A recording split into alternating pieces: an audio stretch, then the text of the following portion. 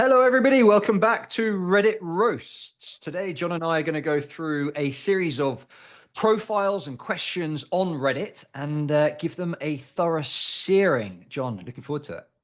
Lucky number seven. Fantastic. Some of the interesting profiles we have today, we've got a YouTuber with almost 100 million views. We've got a case that John and I don't see eye to eye on, which we'll get to. And we have a couple of bonuses. We have two bonuses this week because we're feeling generous. John, let's dive into this first profile. M7 chances for an Australian. So, quick profile overview. Academic is a 68%, which is a 2-1 in the Australian system and the UK systems. It's equivalent to about a 3.6-ish GPA.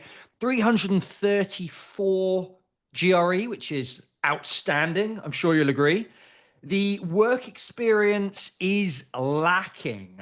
The applicant has a bunch of internships and a bit of full-time work, but is really focused on 2+2 programs as a result. So the deferred MBA programs. Australian, which is a very underrepresented group. John, I'm sure you have an opinion on that. It's interesting. And the questions applicant is asking is what to do about the GPA.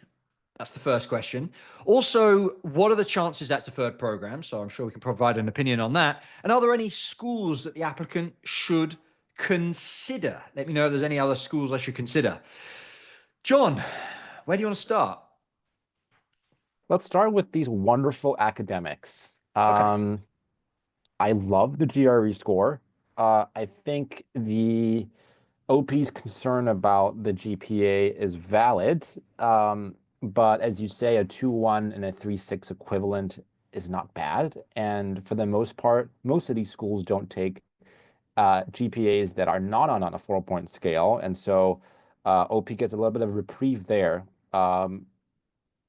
That's what I think about his academics. I think other than that, I think it's a well-rounded profile, lacking in work experience. But this is a deferred MBA candidate, and we can dive Right. into some ways that this OP can talk about leadership experience.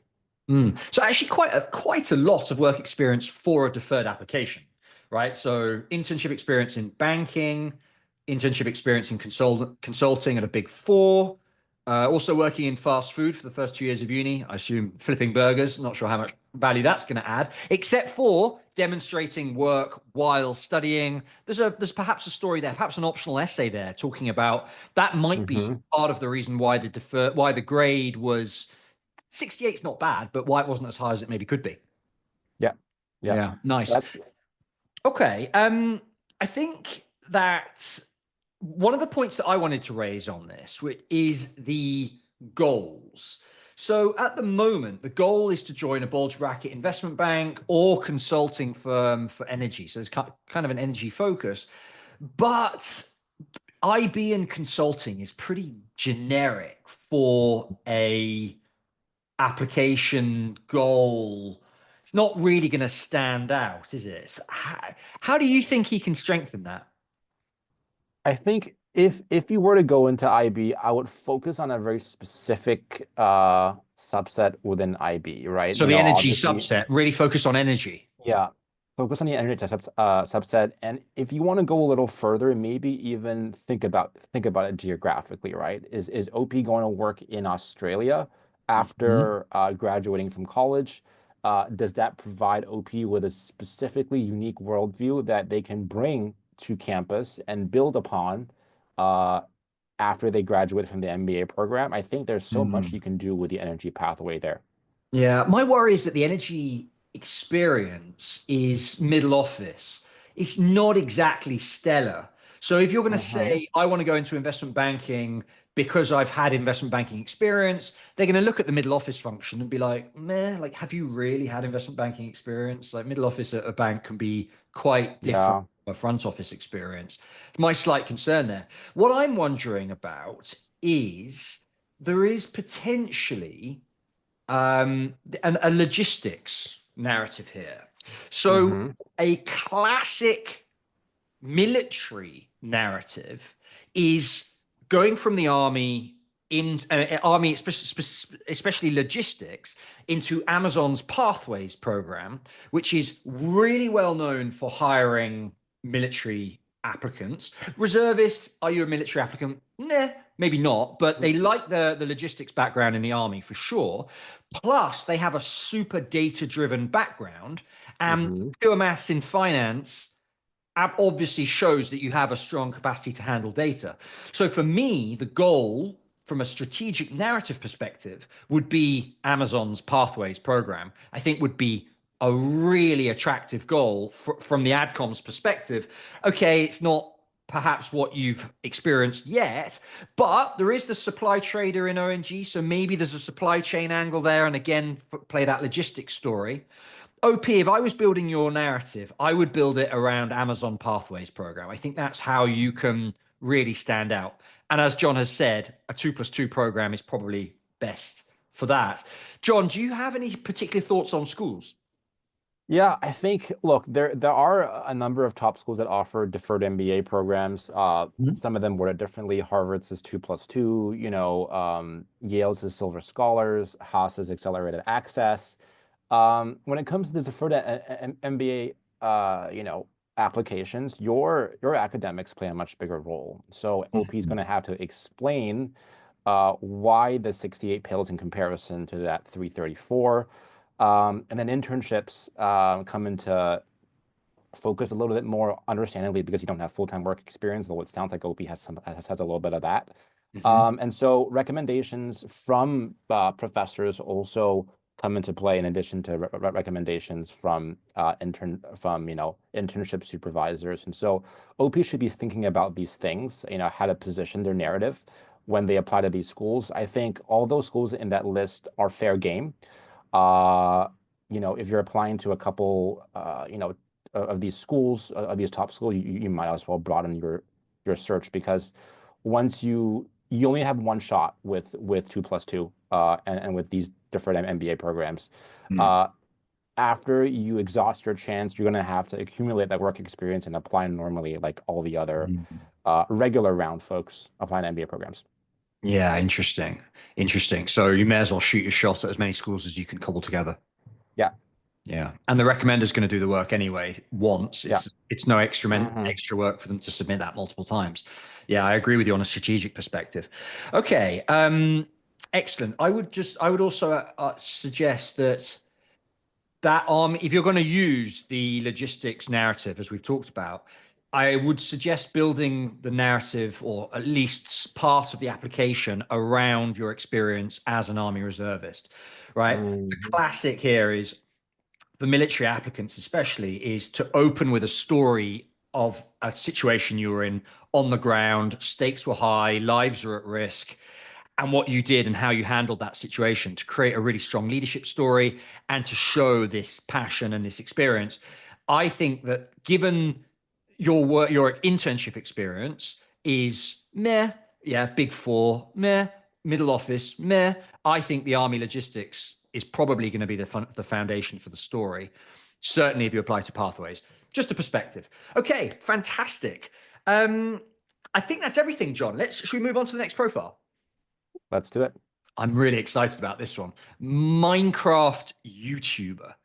Okay, Ooh. so is a bit of a confusing timeline here because it looks originally I read this and thought 9 years work experience, but it's not.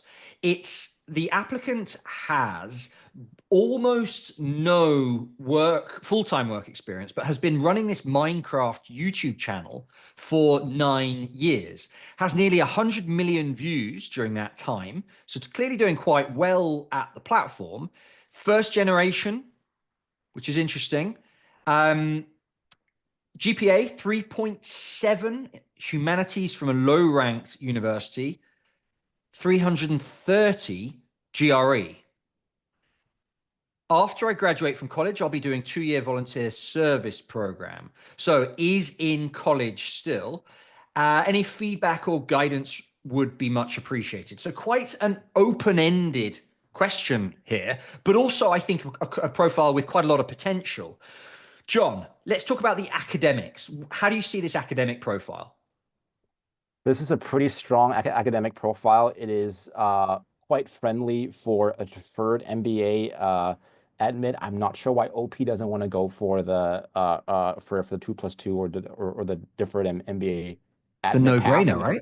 We can talk about it. Well, taking a side tangent here, if you are to go into the Peace Corps, you are going to be benchmarked against others doing volunteer work, whether it's Peace Corps, Venture for America, Teach for America, and that's very valuable work experience. But then it will take away from the focus of what you've done, for the past 9 years, which is content creation, being a Mhm. YouTube content star. If you're applying uh, for the different MBA program, you have a leg up because there are not many other people um, Age. uh, in your age and in your cohort with this many subscribers, right? And so I I, I rarely throw out these strong opinions of mine, but I think OP is making a mistake here by waiting until after the Peace Corps to apply, unless the plan is to work after the Peace Corps in a different industry, in which case that's also another probable path. But you have your Mm. shot now, you might as well take it. Yeah, I agree. I agree. I think that that content experience is going to be really, really strong. But my question to you, John, is how do you transition that into like a white collar job goal, post MBA goal Mhm. that makes the adcom sit up and pay attention? There's not many industries that you can go from Minecraft logically transition into. What do you think? Well, I mean, this is where you think creatively about these LinkedIn posts, right? Were there opportunities or instances when, OP was working on content creation, inking partnerships, negotiation with brands, developing strategy to for SEO, all those things are all valuable. Um, I think when they write their essay and talk about goals, yes, the content creation may not have as much substance as an internship at a consulting firm, but OP can talk about their plans to develop those to fill those gaps after graduating from college, in Mm. order to allay any doubt that adcoms would have about their likelihood of working in teams, their experience developing strategy, things like that.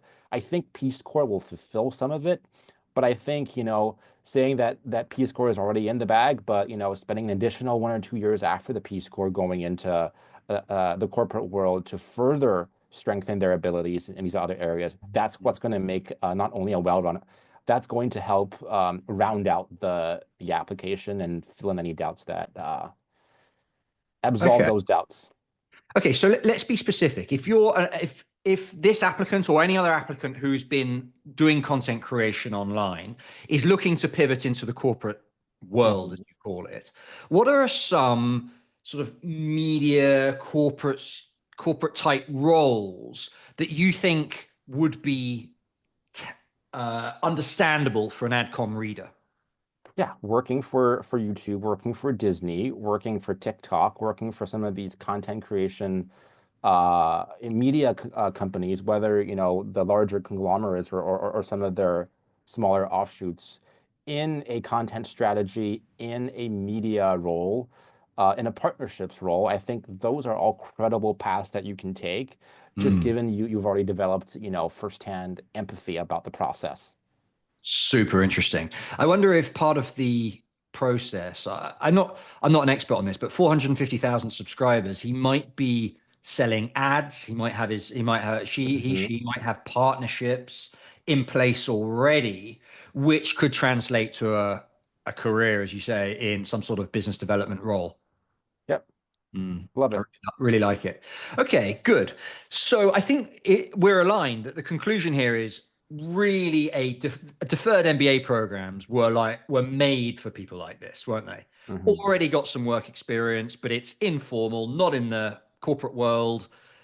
Strong academic abilities, clearly driven and determined, first generation, apply to deferred programs Get in touch with us. and get in touch with us to do it. Great idea. I love it. Okay, let's just go through the comments and see if we have any strong ideas. Admissions committees love diversity. Do you think content creation counts as diversity, John?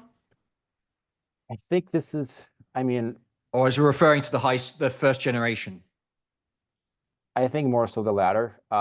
You can spin this content creation as diversity of experiences. But look, I think it's important for OP to go beyond content creation, position it as, the things that I mentioned prior, right? As a result of their career in content creation, they've been exposed to skills and experiences consistent with someone who's worked in media or in a business development role or in a partnerships role or, Mm, strategy, yeah. etc. Excellent. Okay, interesting. Good profile there. Deferred application is our advice. Okay, next profile. Looking for some direction. Okay. Profile has OP has an extremely strong academic background. 3.8 GPA at a Harvard, Yale, Princeton, I think Stanford undergrad. 770 GMAT. Professional work has been in product manager and developer roles. So a fairly tech focused background. And the goals are I could see myself staying in tech and working my way up. Don't want to spend a huge amount of MBA money on that.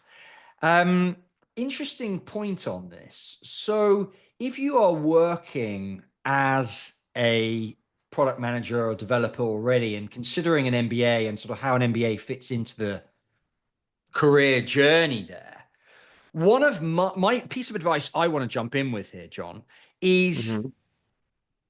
telling the narrative, telling the story of doing an MBA to partner with a founder and to be like the technical founder to take an idea forward. On the flip side, we have a lot of applicants so that we work with who've got these these amazing tech ideas, and they need a tech developer to partner with to take this idea forward.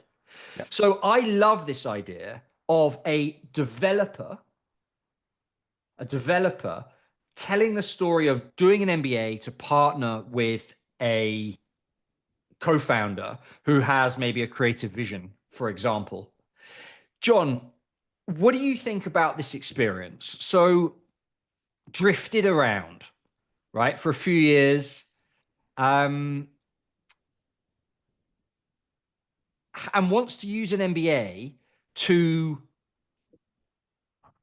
find some direction, basically. That seems to be the outline here. What do you think about using an MBA to find direction? Do you think that can work? Well, first of all, Sam, I love the idea of, positioning, the OP's profile as a technical co-founder and finding someone, who's able to complement their strengths. Mhm. Most times people go to the MBA to become product managers. It's great that OP was able to land this role at a top ed tech company. But you can still make a strong case for why an MBA. That's one part of it. The other part is the drifting nature of the work experience. Yes, I do see a little bit of sway from one direction to the other. But what I'm seeing, Sam, is that there's a very strong narrative around upending the education system, right? Coaching others, and his experience, as a curriculum developer, leading education organizations, starting something from scratch like the ERG at their workplace. That speaks to upskilling, finding ways to, improve the system. And, Mhm. going from one place to another is at the end of the day, just someone trying to fulfill their curiosity. So I think that can all be positive things to, if spun correctly, if spun Mm. and positioned correctly. So at the moment, OP's goal is to pivot into building social impact tech startup or go into social impact VC. Hmm. I'm a bit wary of that goal. It feels like we know from experience that having VC as a goal can be a bit risky because schools don't have, well, VC companies tend to not have structured recruiting programs for MBA, Hmm. right? They tend to Yeah. be it tends to be a more sort of nepotistic and like hiring people they know. And the school's going to be worried that they can't necessarily place you into VC. Are Yep. you aligned on that? I'm aligned. I would say more so, Sam, among the M7 schools. Okay. I think for Stanford and Harvard, they're a little bit more lenient. I think they're Yeah. looking for people who are visionaries and they are willing to take more of a gamble and a risk with people who have unconventional goals. And I think OP's background lends itself well to that. With that said, I think for the most part, still be careful, or at least talk about VC as a far out goal, or maybe even corporate VC. But I Mm. think for now, I am cautiously aligned with your views on this. Okay. What about this idea of has already applied out of undergrad? So has already applied to the 2+2 programs and got dinged and is now reapplying as a full-time applicant. Is that going to be a negative? Yes, it is, but that's what's a little bit concerning. A 2+2, a ding from an HYPS undergrad with a 770 and a 3.8. Um, Mm. Something must have gone wrong in the essay. They must have rubbed someone the wrong way in the application. But look on the bright side. They have all this wonderful work experience post graduating from undergrad, Hmm. and I think getting dinged from 2+2 and applying again is different from getting dinged from 1 year and applying the next year as a Right. regular applicant. Right. So it's not technically a reapplication, is it? Correct. It isn't. So OP won't have to write a reapplication essay, for example. Yes. Right. Okay. I Yeah, I'm a little bit more sort of. I'm not worried about the 2+2 being a reapplicant. I've seen plenty of cases of people getting admitted having had been dinged 3 or 4 years ago. Profiles change a lot in 3 or 4 years, and as long as that's the case here, then I'm not especially worried about it. They get judged on different criteria, right? It's Hmm. a lot of people. I mean, I've seen in university or in when I think about the people who I worked alongside at undergrad and thought, had expectations for some of them to go off and do crazy, amazing things and just didn't. And then on the other Hmm. hand, people who graduated with mediocre grades and went and did incredible things, there's plenty of them as well. So I'm not so worried about that 2+2 ding. I think I don't know, that's not so much of an issue for me. Okay. What would you say? What's your conclusion then here? What's the conclusion for this applicant? What do you think they should do?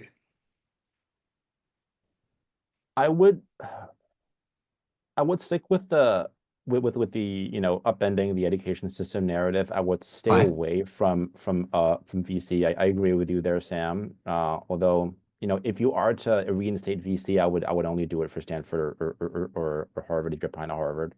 Haas, Mhm. I probably would advise against it.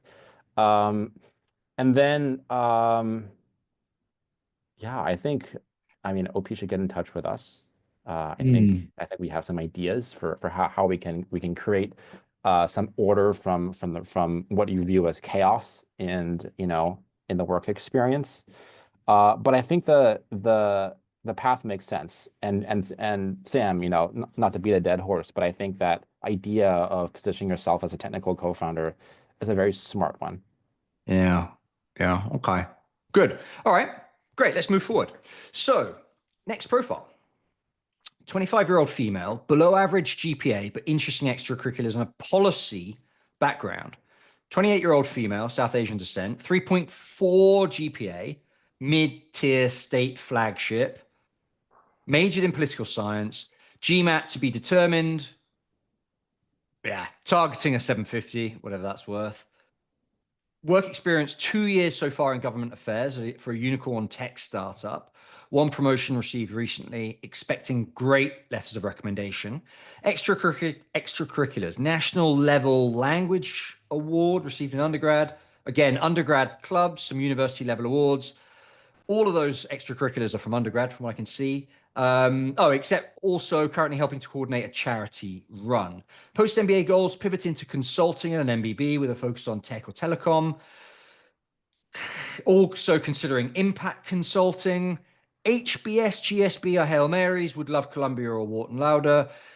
Berkeley Haas is also great. MIT, Booth, Yale, SOM, all the usual suspects in there. Okay, where to start with this profile? I mean, I'll start off with a bit of an academic evaluation. What we're seeing at the moment is a 3.4 GPA from a not particularly impressive state school and a GMAT that we just don't know anything about. From a work experience, only 2 years of work experience at the moment, working government affairs. We know that there's an uptick in government applicants, policy related applicants at the moment, given the layoffs happening in Washington. And the question is when to apply and where. What do you think, John? Oof. Well, that's a good spread of schools. Mhm. Look, Sam, I hate to be a little bit of a party pooper, but this profile was a little middling. Yeah, it's a little middling. I think Okay. the GPA is below average. You know, obviously Hail Mary would have to come with the GMAT or the GRE. Yeah. Um, and the goal was just, I mean, the goal was fine, but you know, as we all know, you need to have pretty good stats to get into MBB.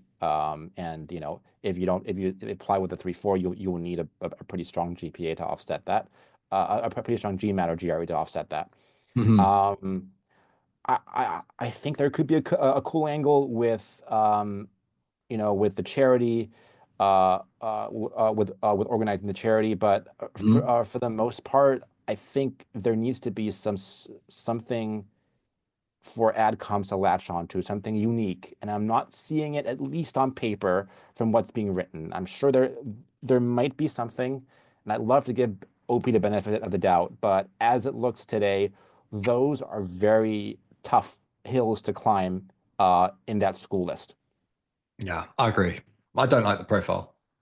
I don't like the profile. 3.4 GPA is low. Um, I think, and then the goals. When as soon as I see sort of transitioning to pivot to consulting, it's such a boring goal. We see it so often. Okay, focus on tech and telecom. I guess that links with the unicorn tech startup background, but like if you're going to make that MBB goal, it's such a common goal that you need to have something else to stand out. And at the moment, age 25, overrepresented background, I just don't see much standing out here. There's no real consistency in the Hmm. in the extracurriculars versus and the work experience. My advice to applicants to be constructive is wait a year. Yeah. I think 25 is young to be doing MBA programs, to be applying. Presumably 26 at matriculation, young, and lack of vision. It seems like, and I think another year spent nailing the GMAT, which is important given your low GPA, building up some sort of a strong narrative, and maybe doubling down on that tech telecom focus. Maybe getting another promotion, one promotion so far, maybe getting another promotion at work seems like the smart move. Hmm. Hmm. I agree with that. Yeah. Okay. Okay. Interesting. Um, let's talk about next profile. All right. Right. Do I have a shot at HBS, Stanford? Friend who went to Stanford non-MBA says my app isn't good enough. Oof, okay. Why why do you need friends why need enemies if you've got friends like that? I think that's the same. Asian male, 5 years of work experience, corporate VC arm, and 3 out of 5 at a private fund. 710 on the GMAT, meh. 3.71 GPA from a T20 school. Board observer at a Series A startup. Guest lecturer, entrepreneurship programming. My friend who went to Stanford for a non-master's MBA program told me I don't have a unique story. He thinks I'm run of the mill for HBS and Stanford. My mindset right now is I'll only do an MBA if I can swing Harvard, Stanford, yawn, or get a sizable scholarship at a T10 school. Anyone have any thoughts? I'm inclined to agree with OP's friend. What about you, John? We all need a friend like OP's friend, tell it like it is. But OP's friend, as OP has astutely pointed out, went to Stanford for a non-MBA master's. So OP is Mhm. qualifying his, their viewpoints here. Look, I do agree, given the demographic, given the achievements, yes, it's not nothing that stands out significantly. Okay. But you know, we shouldn't discount the possibility that OP may have interesting anecdotes in their life that could make for a killer essay, that could make for a killer narrative, Do you not and think his one that, friend would know that though? sure, but you'll be surprised. Look, I worked with a candidate who, wasn't even thinking about applying to HBS or Stanford. Uh-huh. And not many people know many of their of this clients, close friends, didn't knew that she had a neurodivergent sibling, but didn't know how much of an impact it had on her and the choices that she's made through her career and the impact that she's forged through not only through extracurriculars but also in the workplace and what that spells for her future goals. And she wrote about the impact of this neurodivergent sibling on her, and it made for a very effective essay, and it got her to HBS. And so, on paper, stats weren't immediately HBS and Stanford friendly, much Mhm. like what we're seeing here with OP stats. But look, a 3.71 from a T20 school is not offensive. A 710 for an Asian male, yes, it's not great. Maybe, if you get it up by 20, 30 points, that Understatement. yeah, yeah. Well, you know me, Sam. Um, but it's not a score that is wildly out of range. That's what I'm saying. It's going to hurt him. It's going to hurt him in the academic department, but it's not going to be one that folks would say, oh man, but this GPA really sucks though. I think it's not great. But if you can work on the GMAT, and if there's a cool story in there, and if he's able to play up the fact that he cycled through a corporate VC and then worked at a private fund and had tangible impact on the lives and careers of the people who he invested in, I think that can make for a good companion to that narrative, whatever that may be. So I am Hmm. cautiously optimistic. I understand the risks, but I wouldn't take OP's friend's advice to heart and not even think about applying to those schools. Okay. So what do you think of this idea of, yeah, but if I'm not, it's only worth it for me if it's Harvard or Stanford Hmm. or a sizable Well, scholarship at a T10, to be fair. yeah. Look, I mean, I think sizable can mean different things to different people. Uh-huh. If OP applies to a couple M7s as well and doesn't get a scholarship at a T10, a M7 admittance can always convince the outcomes of a T10 school to provide to give that scholarship. So, there are many scenarios that can come out of this. Look, I know that, Mhm. Stanford at HBS or bust is something that most folks have in mind when they're thinking of applying to an MBA program. But you never know. You never know. Um, I think I if anything, Stanford and HBS probably are willing to take more risks, and especially with folks whose academic profiles don't fit in the same tier as in the same bucket, desired bucket as what M7s are looking for. What about the scholarship prospects? Overrepresented Asian male. Do you see a Oh, scholarship as yeah. realistic? I think with that 710, I think the chances are quite slim. Yeah, I agree. I think it's going to come down to if I personally don't think Harvard, Stanford. Okay, so when I think about who gets into Harvard, Stanford, we've had plenty of clients get into these schools. They always have something like wow on their profile. Now, Mm, maybe OP just hasn't mentioned it in this post, or maybe it's not there. And if it's not there, I don't like Harvard, Stanford. I think this T10 school is very, very possible.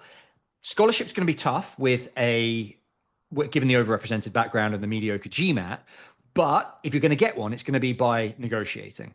mhm. I think, OP, you need to get admits to multiple T10 schools, maybe not initially with scholarships, but go back to those schools and say, hey, Yeah, Cornell, I have an offer from NYU. sure. What scholarships can you give me? And Mhm. negotiate that process. So, for example, just to put some flesh this out, last year our clients had about $2.4 million of scholarship money in total between them, and I reckon about half of that was negotiated money. Mhm. So there really is potential to negotiate, but you're going to need multiple admits. So I think that's where OP should be focusing on this T15 level and focusing on scholarships by applying to multiple schools. Yeah, Nice. I think that's a good strategy. All right, on that conclusion, let's keep going. Today, I promised we'd have two bonuses. Well, the first bonus is scholarship negotiations. We were just alluding to this a moment ago. I was lucky enough to be admitted to a handful of schools in round two with various scholarships. Financial aid is the most important factor to me when making a decision, so I'm trying to negotiate. When submitting scholarship letters from other schools, I know it's best to use an offer from a peer school as leverage, like the example I gave before. But what would be considered a peer school? What are the clear examples? I can submit a scholarship letter. Can I submit a scholarship letter from a T25 school when trying to submit an appeal for a T15 school? Okay, I've got a couple of specific cases that I want to drop here before we open this up. I would like to mention a client a couple of years ago that is our textbook case of this. Had a full ride offer from NYU, so that's worth about 170K. Went back to Booth, where there was zero scholarship money, and said, "Hey, what can you do?" And Booth upped the scholarship to 80,000. Went back to Booth afterwards and said, 80,000 is not enough. What more can you do? And they raised it to 120,000 final offer, which the applicant accepted. In other words, went from zero to 120,000 with Booth, M7, tangibly higher than NYU in the rankings. It can be done when Mhm. there is a difference in ranking. The question is a bit more subtle, is how big can that gap be? John, what do you think? I think that makes sense. I would say generally you want to think about it, one tier removed, right? So a T15 and T25 are a little bit different. Foreseeably, if you went to Cornell and said, I know you offer me no scholarship, but I got a full ride from Georgetown McDonough. Cornell would be like, we're in different tiers here pretty clearly. Mm, But, I think the difference between NYU and Booth aren't as significant in terms of repute. And, a full ride from NYU is quite significant. mm. Uh, but I mean, good on your client for getting 120 out of Booth. I think that's still pretty good. I think I, the I second would, negotiation was the bit we're most proud of, going back and saying, nope, yeah, we need even more. The minerals it takes to do that is impressive. yeah, yeah, Okay. And so what you're saying is the difference here is it's not just in terms of the difference between school ranking, it's also the difference in terms of scholarships. Having a correct. full ride offer up your sleeve Sure. is huge. Mhm. Interesting. So if that was a full ride offer from a T25 and zero from a T15, do you think that could work? I think it might, but I wouldn't expect a significant amount out of it. I would Yeah, right. probably say, half at most, maybe 30 to 50 per year. Yeah. Um, Nothing beyond that. Yeah, I would agree. I think that in your example, from a Cornell's perspective, they're thinking, look, we can probably convert this applicant with Mhm. 30K. Probably Yeah. not a huge amount. And if they need applicants from that particular demographic or very high GMAT or whatever that Mhm. profile has going for it, they might be tempted to say, all right, here's 30K, come and come and join us in Ithaca. I think Yeah. that would be I think that would be worthwhile. So I think the takeaway to the answer to the question here is yes, negotiate. Don't alienate yourself. Be very, very careful and polite about how you go about doing it. Ask the question, are there any other scholarships that I qualify for? Right? That's a nice, polite way of saying it. And you should or could get some money out of a T15 by leveraging a T25. Yep. Cool. Excellent. All right, John, bonus number 2. When do I quit my job? I've got many admits, several at dream schools with money, waiting on several more decisions, starting to think about quitting work. What's the consensus on quitting? Will I regret not taking time for myself to travel and be free before school? Is it wiser to save up money so I have it to spend in school? Would love to hear everyone's advice. John, what's your thought? Well, Sam, as you know, someone in my old age would say, past my quarter life crisis, I would say if you have an opportunity to take time off that isn't glaringly, it doesn't glaringly produce a big gap in your work experience, I would say take it. There are How not long many do you mean? opportunities for you. I would say maybe 3 to 6 months. Many of my classmates at Berkeley, at Haas, would take at least the summer off before school, if not from spring onwards, so January onwards up to the fall. That seems to be pretty consistent with people who have at least spent a number of years working, have you know built up enough clout in their workplace, and they're pretty secure about in their finances. I think that's a no-brainer. Absolutely go for it. I would say, I mean, I totally align with you. It's what I did. I would say that you don't want to be poor during your MBA. Hmm. You don't want to be poor during your MBA. You don't want to be missing out on experiences during the MBA, on trips, etc., because you haven't got enough money and because you pissed it all away before your MBA. You don't want that. But very few times in your life will you get the opportunity to take 3 6 months off work with a knowing exactly what you're going to go into afterwards. That will have benefits far beyond career, right? That has benefits in Hmm. terms of opening up your mind to new potential options. It gives you a chance to maybe take like an idea, a startup idea forward a little bit that you could Hmm. that you've been mulling over. And I think more fundamentally, it puts you in a place of mind where you're going to get the most out of the MBA. The opposite of this is ending work a week before starting the program, still basically burnt out. That Hmm. first part of the process of the MBA, when you're at orientation week and you're meeting people, and you don't want to be burnt out in that. You want to be fresh and active and raring to go. So as long as you're not broke during the MBA, I do think that taking the time off is a great idea. And I think 3 to 6 months is, as John says, is the right guidance.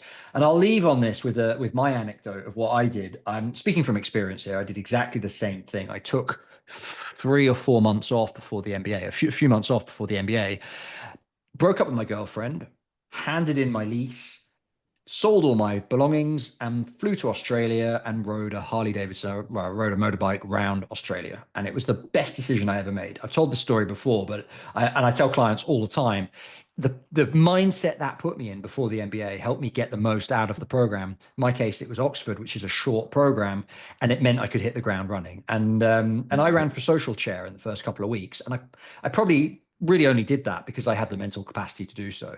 And that was a major factor of my MBA. So I would encourage OP to really go ahead and make the most of this and go and spend some time. Fantastic. I do have one potential caveat, Okay, so do tell. Sam. If there is an opportunity, if there's a chance that OP is getting promoted, uh, Ooh, interesting. that could that could change things up a little bit, right? Let's say even if you were to get the promotion and leave a month after the promotion, that still reflects progression in your workplace. It validates all that you Mhm. worked for. Um, and it also shows, it also, puts you in a Yeah. much higher pedestal before you apply when you start recruiting that summer for other jobs. Now, it is unlikely that that the companies would promote folks knowing that they're going to go off into to do their MBA programs. But I have heard of cases of companies across industries that have done that.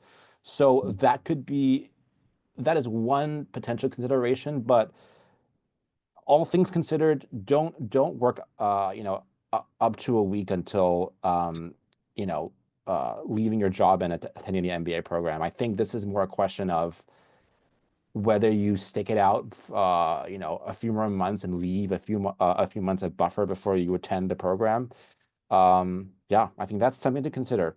Got a bit more context here. When it says scholarships, looks like several offers are 80% plus funding. So hopefully that means that the financial component is not so burdensome. So Mhm. if OP is paying 20% of the tuition fees and is and has some savings, maybe loan options, it looks like financially 3 months is going to be doable.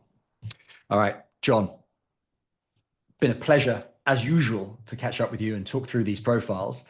I look forward to roasting a few more profiles next week. Have a great week. I'll see you soon. Looking forward to it. Thanks, Sam. Take care, mate.